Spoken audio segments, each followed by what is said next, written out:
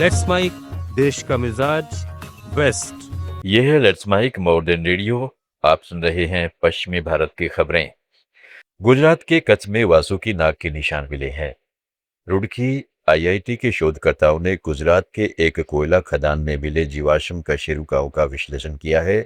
ये जीवाश्म एक विशालकाय सांप के थे। भगवान शिव से जुड़े पौराणिक नाग के नाम पर इसे वासुकी इंडिकस नाम दिया गया है। विशेषज्ञों का कहना है कि इसकी लंबाई 50 फीट तक थी। यह एक सिटी बस से भी लंबा था और अब तक धरती पर मौजूद सबसे बड़े सांपों में से एक था। वैज्ञानिक देवजीत दत्ता और सुनील वाजपेयी ने कहा है कि इस सांप की शिकार करने की शैली शायद धीमी लेकिन जानलेवा रही होगी। यह शिकार पर हमला करने से पहले चुपचाप घात लगाकर बैठा रहता था, ठीक आज के एनाकोंडा की तरह। गुजरात में एक अलग ट्रेंड देखने को मिल रहा है। अपने बच्चों की मोबाइल लत को लेकर परेशान माता पिता अब से बाउंसर्स रख रहे हैं। उनको अच्छा भुगतान भी किया जा रहा है। कई माता पिता तो हर रोज 5,000 रुपए तक खर्च कर रहे हैं। अहमदाबाद के एक अभिभावक ने अपनी 16 साल की एक लड़की की 24x7 सुरक्षा के लिए 2 शिफ्ट में 4 बाउंसर रखे हैं। इन पर वे हर महीने करीब 65,000 रुपए खर्च कर रहे हैं। महाराष्ट्र के मुख्यमंत्री देवेंद्र फडणवीस ने आज नागपुर में कांग्रेस नेता राहुल गांधी को आड़े हाथों लिया। उन्होंने कहा कि राहुल गांधी को महिला सशक्तिकरण पर बोलने का कोई अधिकार नहीं है। कांग्रेस वह पार्टी है जिसने बहुमत का इस्तेमाल करके महिला आरक्षण विधेयक को विफल किया। राहुल गांधी का यह निर्णय देश में सबसे प्रतिगामी है। राहुल गांधी को इस संदर्भ में बोलने का कोई अधिकार नहीं है।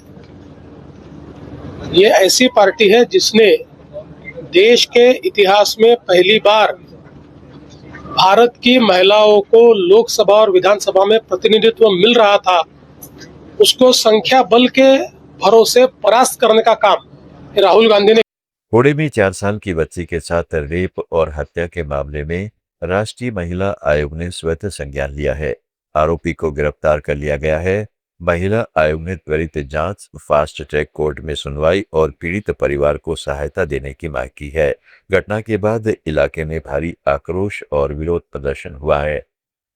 दिल्ली में आत्महत्या करने वाले जज हमन शर्मा का शव आज उनके घर अलवर पहुंचा, जहां तेज की शमशान में उनका अंतिम संस्कार कर दिया गया। पिता एडवोकेट प्रेम कुमार शर्मा ने बेटे की चिता को मुखाग्नि दी। सुसाइड के बाद अमन की पत्नी अपने दोनों बच्चों को लेकर घर चली गई।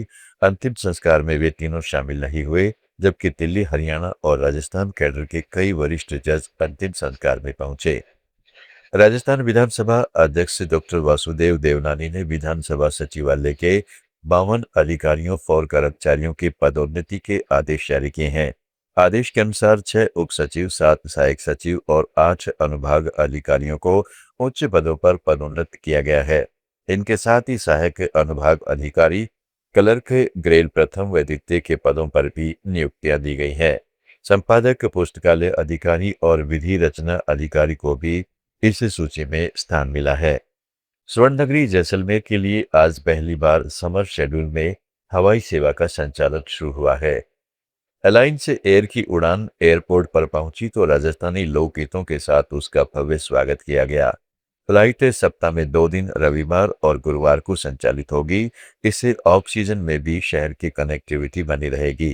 पहली उड़ान में जयपुर से 12 यात्री जैसलमेर पहुंचे, जिनमें जिला कलेक्टर अनुपमा चोरवाल, एसपी अभिषेक शिवहरे, पूर्व राज परिवार के सदस्य राजेश्वरी राजलक्ष्मी और उद्योगपति मयंक भाटिया शामिल रहे। वापसी में जैसलमेर से 4 यात्रियों ने जयपुर के लिए उड़ान भरी।